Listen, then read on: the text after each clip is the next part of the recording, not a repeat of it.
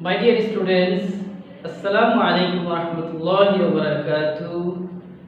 Welcome to today's online video class. And your video class is arranged by Milestone School and College. And you are the students of class 8. So before starting our class, I want to introduce myself. This is me, Abdul Mahbub, in front of you. Senior teacher, Milestone School and College, Sector 4 campus. So let's start today's lesson. Before starting today's lesson, I want to ask you from your previous lesson, and I hope all of you can say the all answers properly. So previous classes feedback, the first question, how many furrows are there in Hajj? How many furrows are there in Hajj? There are 3 furrows in Hajj. And what is owned by a person performing Hajj? Ihram. So maybe you know the ihram, pieces of white cloth. And number 3, who disliked worshipping statues from his very boyhood? From his very boyhood, who disliked the worshipping the statues? The answer is Prophet Muhammad sallallahu alaihi wasallam. And next question, how many goats are required for akika for a male child? For a male child, how many goats are required? So it is very easy. We need 2 goats to fulfill our akika for the male child. And you can see in the 5 number question, on which day a baby's birth the akika is to do? On which day of a baby's birth the akika is to do? The answer is 7th day of a baby is to do. My dear students, now we will go to the new lesson. So we will discuss today mim sakin. It is very important topic. So first of all, we have to know what is mim sakin and how many rules are there in mim sakin. So mim sakin, look at here. If there is a jazm, over the letter mim, with jazm is called mim sakin. So if there is a jazm over mim or jazm or mim with jazm is called mim sakin. Example, you can see there lakum, kum, there is a mim sakin. And there are 3 rules of reading, or there are 3 rules of mim sakin. First is izhar, second is idgham, and third is ikfa. These 3 rules for the mim sakin. So one by one, at first we will know about the izhar. So izhar means to read distinctly or clearly. To read distinctly or clearly is called izhar. So definition, after mim sakin, if any letter other than ba and mim comes, the lucid pronunciation of that mim sakin from its own makhraj without gunna is called izhar. After mim sakin, if we get any letter that is not ba and mim, then we have to pronounce the mim sakin clearly with its own makhraj. There will be no gunna. For example, lakum dinukum, lakum, there is mim sakin, but we will not make any gunna here. Am lam tunziruhum, am lam. There are 2 mim sakin, but we will not make any gunna there. Now idgham. Idgham means to read jointly. After mim sakin, if the letter mim with harkat comes, this mim sakin along with mim with harkat has to be read with gunna, and the gunna will be equal to 1 alif. And in this case, a tashdid is attached to the second mim. A tashdid will be attached with the second mim. For example, fi qulubihim maradun,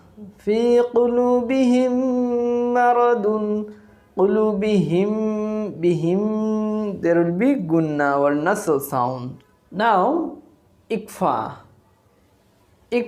employs to read in heart in secret. If the letter ba is present after mim sakin, that mim sakin has to be read with gunna of 1 alif time. This is called ikfa of mim sakin. For example, alaykum bil mu'minin, alaykum, kum, there is nasal sound or gunna.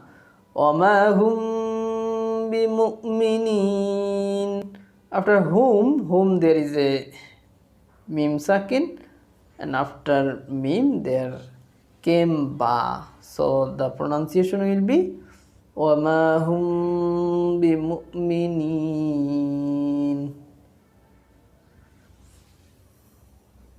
My dear students,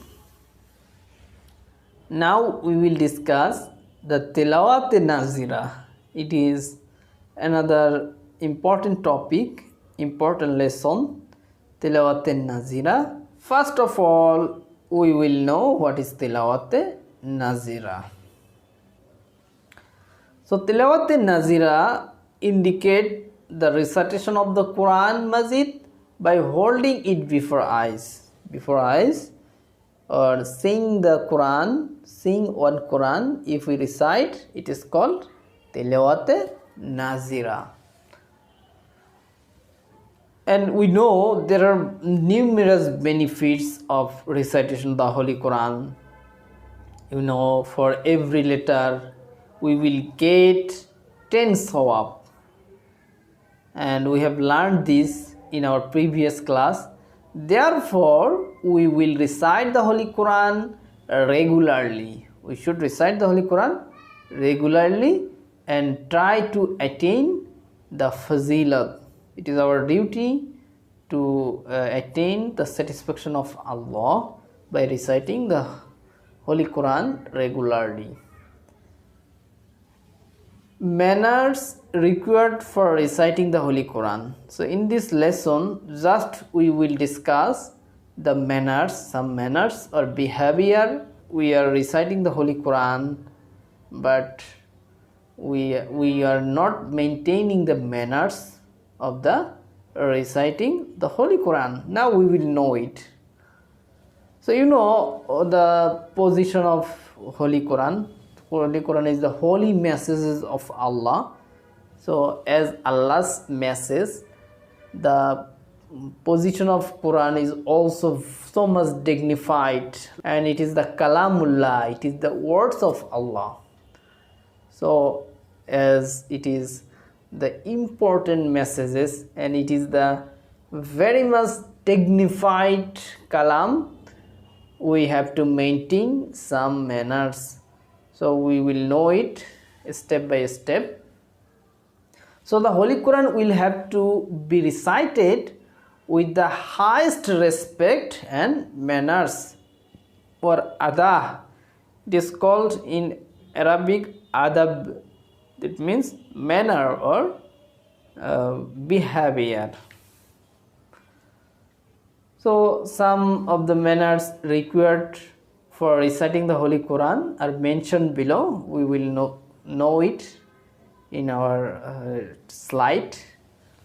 The first is to sit in a secret place after doing ablution completely. The first requirement, we need to make the ablution and then we should sit in a holy place, in sacred place or holy place. And second is to sit in a prayer mood towards Kaaba. We need to recite Holy Quran in a prayer mood. Look at here, there is a picture. What is the prayer mood? So like this picture, we should sit. And third, to recite Durud Sharif several times before Tilawat. Allahumma salli ala Muhammad wa ala ali Muhammad, like this Durud Sharif. There are some Durud Sharif, we have to recite it several times before reciting. And fourth is to start reciting after saying A'udhu billahi minash shaitanir rajim, Bismillahir rahmanir rahim. So before starting our recitation, we have to say A'udhu billah and Bismillah. To recite slowly using tajweed, if the intention is not to memorize. Somewhere we need to recite rapid for memorizing, otherwise we should recite slowly and distinctly. And next point, to recite with meaning if it is possible. So if it is possible, we should recite with meaning. And to pay full attention towards the Holy Quran when the meaning is not understood. So some meaning there can be confusion, or some meaning is very complex. Our duty to pay the full attention to understand it, and to recite nicely. So whenever we recite the Holy Quran, we should try to recite nicely. And then 9 number, not to make any fun or conversation during reciting the Holy Quran. So during the recitation of Holy Quran, we cannot chat each other, or we cannot make any fun. Number 10, to recite only for the attainment of the satisfaction of Allah. So whatever we are doing, only for satisfying the Allah, and we should not recite anything for showing others.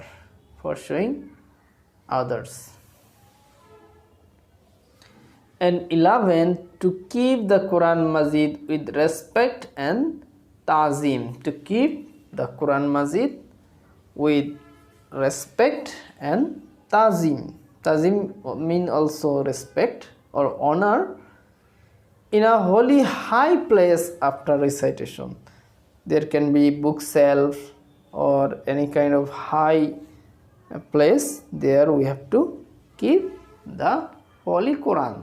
Now we will go to another lesson. In this lesson we will discuss Surah Al-Zilzal. Surah Al-Zilzal, very much important. It is the 99th number surah. It is the 99th surah of Holy Quran, and the condition of doomsday are described in this surah. Condition of doomsday or condition of Qiyamah are described in this surah. This surah has been named Zilzal according to the last word of the first ayat, Zilzal. So you know, the first ayat of Surah Al-Zilzal is إِذَا زُلْزِلَتِ الْأَرْضُ زِلْزَالَهَا Zilzalaha. From this word, this surah is named. The meaning of Zilzal is the earthquake. and it is revealed in Medina. It is Madani Surah. The number of ayat in this surah is 8. The number of ayat in this surah is only 8. A small surah. It is one of the small surah. Now we will know the Shan-e-Nuzul or background of this surah. Shan-e-Nuzul or background of this surah. So one day someone gave a very little amount of food to a beggar. Then he asked himself, will there be any reward for this small act? And another person used to commit small sins, little sins. He did not refrain from doing these sins. So he think that it is nothing. Rather, he neglected them and paid no heed to those sins. He had no headache of these sins. So under these two circumstances, Allah the Omnipotent revealed this surah and let all know that no matter how small the virtue or sin is, one has to be accountable for it on doomsday. Afterward, he or she will be rewarded or punished accordingly. So according to our deeds, the small sin or big sin or a small virtue or big virtue, we will see it in the day of Qiyamah, and according to our activities we will be rewarded or punished. So now we will know the translation of this surah. Translation. Bismillahir Rahmanir Rahim.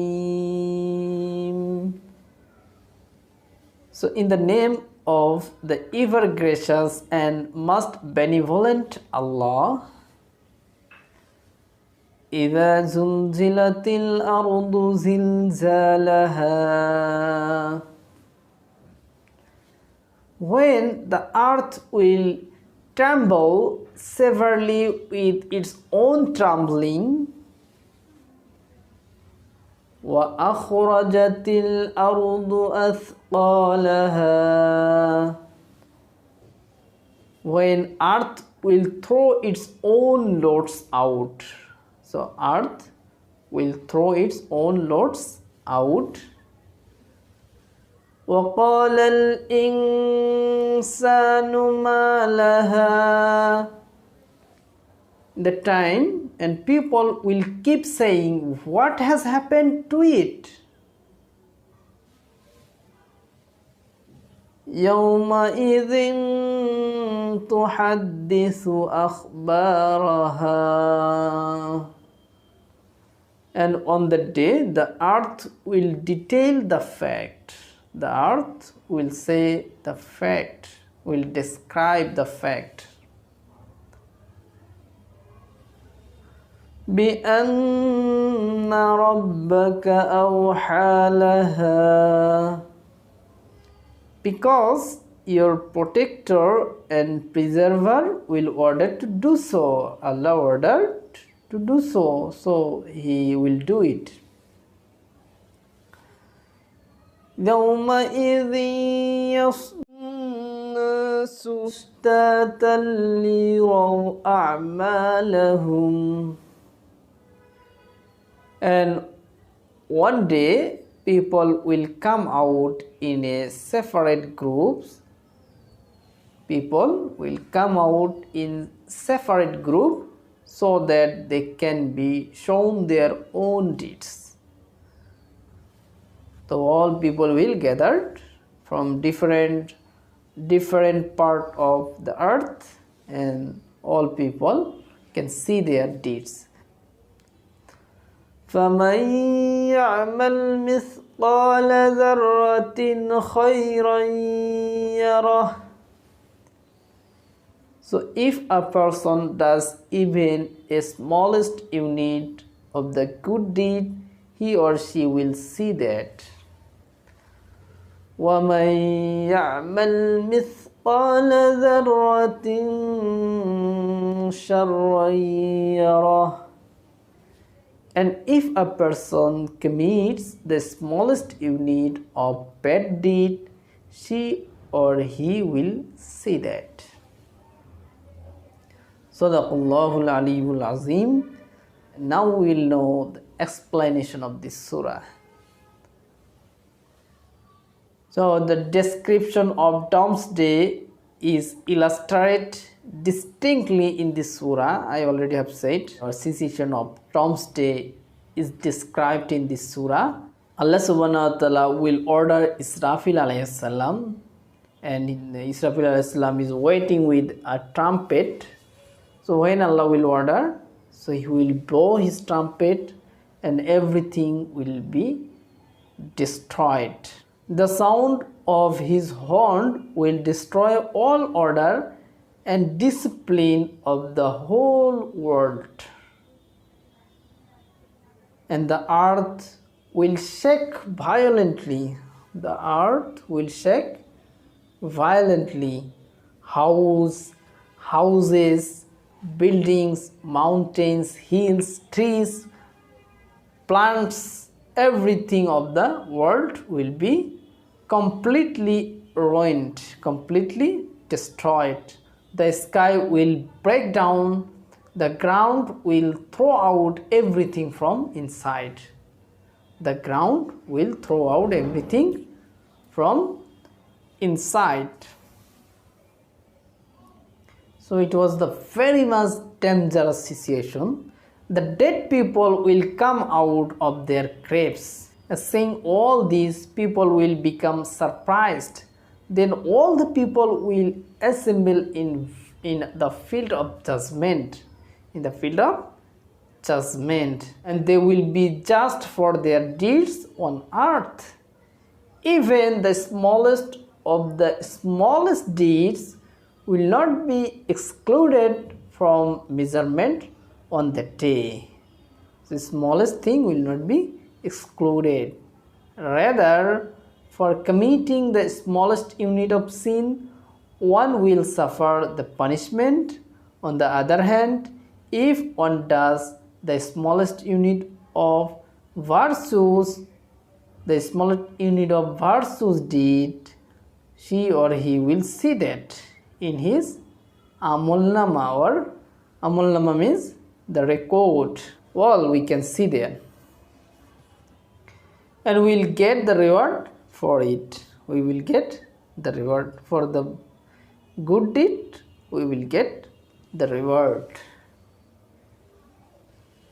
So learning point of this surah. So from this surah, the important matter we have learned. The first is the situation of earth on the day of Qiyamah will be horrible and everything will be destroyed. The situation of earth will be very horrible.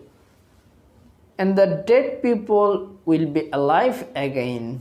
Dead people will be alive again. And people will see their own Amul Nama or record of deeds in the field of Hashr. Even the smallest of the smallest sin or virtue will not be excluded from the Amul Nama. And we will always keep in mind the fact about the Qiyamah, Hashr and Akhirat. We will have to stand there before Allah. We have to present before Allah, the great judge. Allah is the great judge, and in day of judgment only Allah will be the judge, and we will have to give accounts for all this, and we will be therefore will be presented with our smallest unit of sin or virtue on that day. Therefore, we will not underestimate any type of sin. So it is our duty. Rather, we will keep ourselves away from committing sins. We should keep away we should keep ourselves away from committing any type of sins.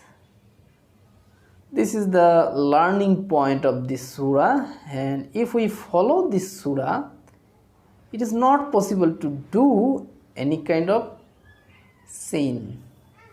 Now we will discuss about another surah, Surah Al-Fil.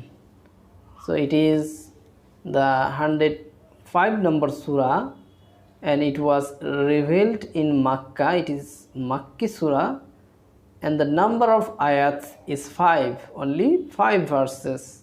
So it is one of the smallest surah, and the meaning of fil is elephant. You know, the meaning of fil is elephant, and this surah highlights the miserable consequences of the herds of soldierly elephant. A group of army, the soldierly elephant, they attacked the Kaaba, but by the miracle of Allah they were destroyed, and it is mentioned in this surah. So this surah is named as Surah Fil. Shan-e-Nuzul or background of this surah, it is the historical event.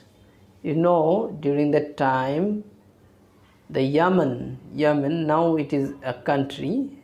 In that time it was a province of Arab. So the ruler of Yemen was Abraha, and he was a Christian. He built a church, and it was very beautiful. It is decorated or studded with gems and pearls. Abraha built his church in Sana'a, and also he called all people of Arab to worship in his church and to perform the Hajj. You know, during the time the people of Arab used to worship in Mecca, in Kaaba, but he summoned the old people to worship in the new church. But all the people used to respect the Kaaba deeply. They were used to respect the Kaaba deeply. So they did not respond to his call. They refused his call, and they kept on performing Hajj at the Kaaba as before. So this made Abraha very much angry. He thought that his target would not be successful until the Kaaba was destroyed. His target would be successful. For this purpose, he started his journey towards Mecca in order to destroy the Holy Kaaba in 570 AD. You know, this is the birth of Prophet Muhammad sallallahu alaihi wasallam. The same year, Abraha came to destroy the Holy Kaaba, and he gathered many soldiers and advanced with 13 huge elephants. He advanced to destroy the Kaaba. On hearing the news, Abraha's attack, Abdul Muttalib, the grandfather of Prophet Muhammad ﷺ, ordered the Quraysh to take shelter on hills. He ordered the Quraysh to take shelter on hill, and he knew Kaaba is owned by Allah himself. So Kaaba, it is Baitullah, it is the house of Allah. So it is Allah's responsibility to protect it. Therefore, he will save his own house. And being ordered by Abdul Muttalib, the Quraysh took shelter in nearest hills. In the next morning, Abraha started for Kaaba with his army. Just at the time, Allah, the greatest judge, sent birds in huge flocks coming from the seaside. The huge flocks of birds came towards the Abraha, and they were a small type of birds. They were a small type of birds. Each of the birds had one small stone in its beak. In his beak there was one stone, and also two small stones of its two legs. Of its two legs there were two small stones, and then the birds threw these stones at Abraha's army. These birds threw the stone at the Abraha's army. So what is happened? As a result, the army of Abraha was destroyed. The army of Abraha was destroyed. Abraha being wounded by the pelting of stones. Abraha himself was wounded and escaped alive. He escaped alive, but later his wounds began decaying. His wounds began decaying. After immense suffering, he died. So it is the great punishment of Allah, exemplary punishment of Allah. Allah show the example. If you do like this, Allah will destroy you. So don't try to refuse Allah. Don't try to fight with Allah. So thus Allah, the ever protector, has protected his house from the enemy attack. And this event of the elephant flock took place in 570 AD, and our dearest Prophet Muhammad ﷺ was born in the same year. I already have said it. This miraculous incident occurred 50 days before his birth. This miraculous incident occurred just before 50 days of the birth of Prophet Muhammad ﷺ. Allah the Gracious revealed this surah to inform everyone of this significant event. Now we will know the translation of this surah. It is very small surah. Bismillahir Rahmanir Rahim. In the name of the Gracious and the most benevolent Allah. Alam tara kayfa fa'ala rabbuka bi ashabil fil.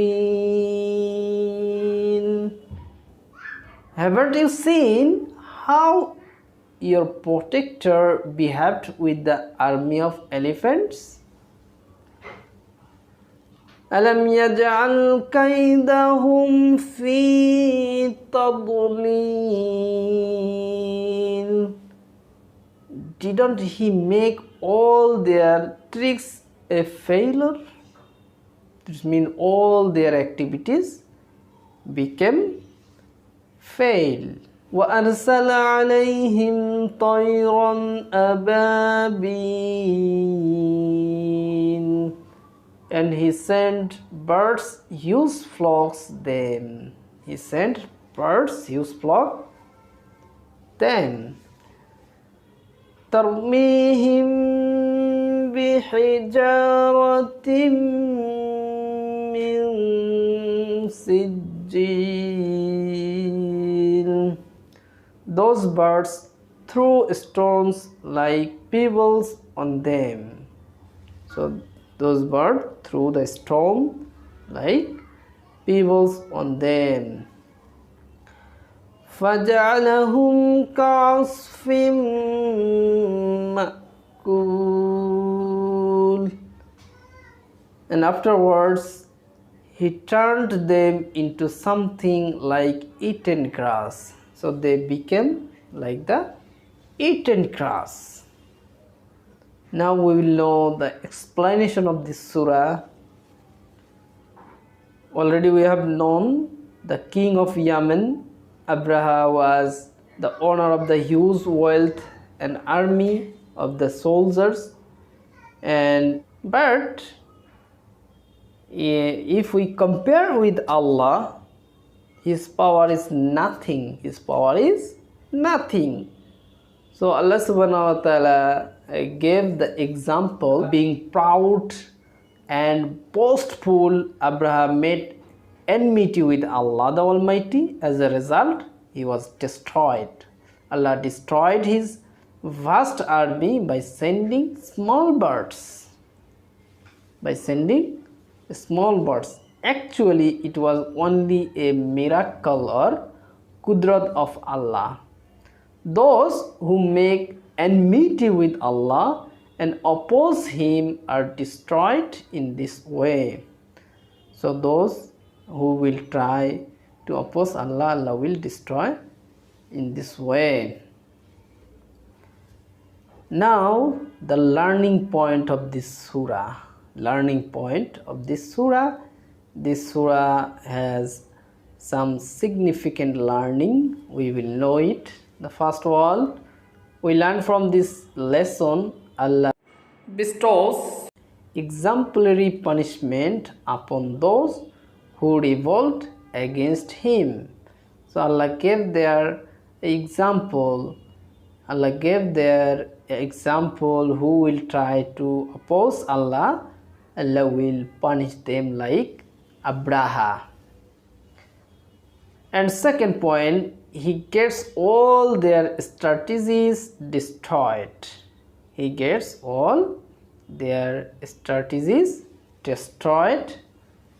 And we will have firm faith in the power of Allah. If Allah wants to destroy someone, no one can save him or them.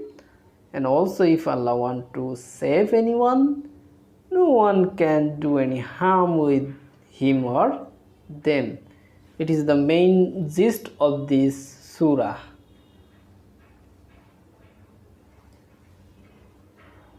My dear students, now I want to take some feedback of this lesson. The first question I want to ask you, and I hope you can say the whole answer properly. How many verses of Surah Al-Zilzal have? So answer is 8 verses. There are 8 verses in Surah Al-Zilzal. And second question, you can see the skin. You can see one skin. The second question, who was Abraha? The king of Yemen.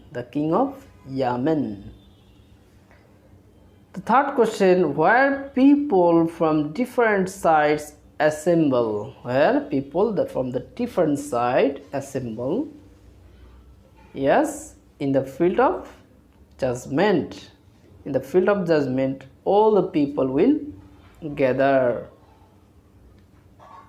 And fourth number question, what is the meaning of fil? The meaning of fil is elephant. And where did Abraham build a well-decorated church?